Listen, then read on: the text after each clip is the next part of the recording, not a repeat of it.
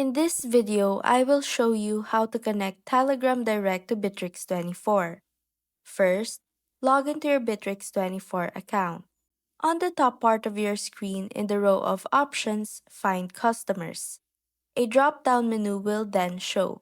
Click on Contact Center, which is located at the bottommost of the pop-up.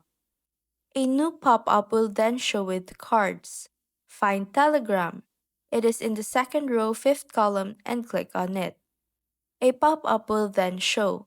Click on Connect, and next is Login. It will redirect you to a pop-up of the chatbot. Then fill out the information needed, and once finished, click on Connect. If an error is encountered, at the bottom part of the pop-up, there is a button for connecting to a chatbot. In another tab, it will then show you another video instruction, and underneath are all the instructions needed to access it. And that's how to connect Telegram Direct to Bitrix24.